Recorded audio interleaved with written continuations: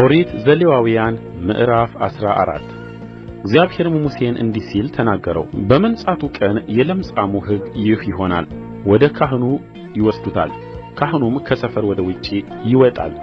ካህኑም ያያል፣ እነሆም የለምጹ ደዌ ከለምጻሙ ላይ ቢጠፋ ካህኑ ስለሚነጻው ሰው 2 ንጹሐን ወፎች በሕይወታቸው የዝግባም እንጨት፣ ቀይ ግምጃም ሂሶጵም ያመጣ ዘንድ ያዝዛል። ካህኑም ከሁለቱ ወፎች አንዱን በሸክላ ዕቃ ውስጥ በምንጭ ውኃ ላይ ያርድ ዘንድ ያዝዛል። ሕያውንም ወፍ፣ ዝግባውንም እንጨት፣ ቀዩንም ግምጃ ሂሶጱንም ወስዶ ከሕያው ወፍ ጋር በምንጭ ውኃ ላይ በታረደው ወፍ ደም ውስጥ ይነክራቸዋል። ከለምጹ በሚነጻው ሰው ላይ 7 ጊዜ ይረጫል፣ ንጹሕም ነው ይለዋል። ሕያውንም ወፍ ወደ ሜዳ ይለቅቀዋል። የነጻውም ሰው ልብሱን ያጥባል፣ ጠጕሩንም ሁሉ ይላጫል፣ በውኃም ይታጠባል፣ ንጹሕም ይሆናል። ከዚያም በኋላ ወደ ሰፈር ይገባል።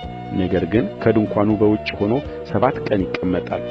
በሰባተኛውም ቀን ጠጕሩን ሁሉ ይላጫል፣ ራሱንም፣ ጢሙንም፣ ቅንድቡንም፣ የገላውንም ጠጕር ሁሉ ይላጫል። ልብሱንም ገላውንም በውኃ ያጥባል፣ ንጹሕም ይሆናል።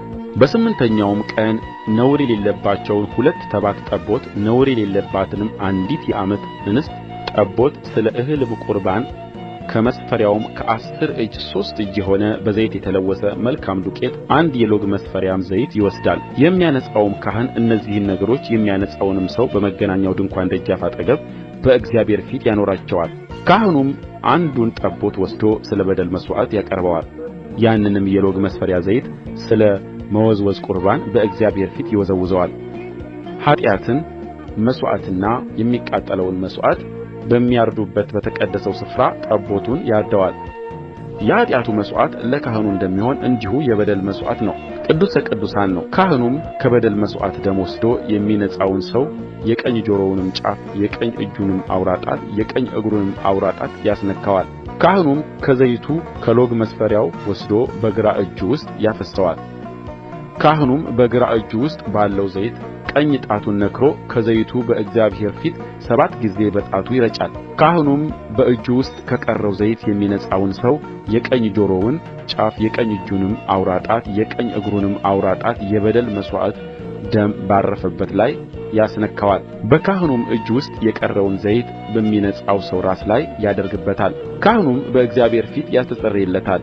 ካህኑም የኃጢአቱን መሥዋዕት ያቀርባል፣ ከርኵሰቱም ለሚነጻው ሰው ያስተሰርይለታል። በኋላም የሚቃጠለውን መሥዋዕት ያርዳል። ካህኑም የሚቃጠለውን መሥዋዕትና የእህሉን ቍርባን በመሠዊያው ላይ ያቀርባል። ካህኑም ያስተሰርይለታል፣ እርሱም ንጹሕ ይሆናል። ድሃም ቢሆን ይህንም ለማምጣት ገንዘቡ ባይበቃው ማስተስረያ ይሆንለት ዘንድ እንዲወዘውዝ 1 ጠቦት ለበደል መሥዋዕት ከመስፈሪያውም ከ10 እጅ 1 እጅ የሆነ በዘይት የተለወሰ መልካም ዱቄት ለእህል ቍርባን 1 የሎግ መስፈሪያም ዘይት ይወስዳል። 2 ዋኖሶች ወይም የርግብ ግልገሎች እንደሚቻለው አንዱን ለኃጢአት መሥዋዕት ሌላውን ለሚቃጠል መሥዋዕት ይወስዳል። በስምንተኛውም ቀን ስለ መንጻት ወደ ካህኑ ወደ መገናኛው ድንኳን ደጃፍ በእግዚአብሔር ፊት ያመጣቸዋል። ካህኑም የበደሉን መሥዋዕት ጠቦት የሎግ መስፈሪያውንም ዘይት ይወስዳል። ካህኑም ለመወዝወዝ ቍርባን በእግዚአብሔር ፊት ይወዘውዛቸዋል። የበደሉንም መሥዋዕት ጠቦት ያርዳል። ካህኑም ከበደሉ መሥዋዕት ደም ወስዶ የሚነጻውን ሰው የቀኝ ጆሮውንም ጫፍ፣ የቀኝ እጁንም አውራ ጣት፣ የቀኝ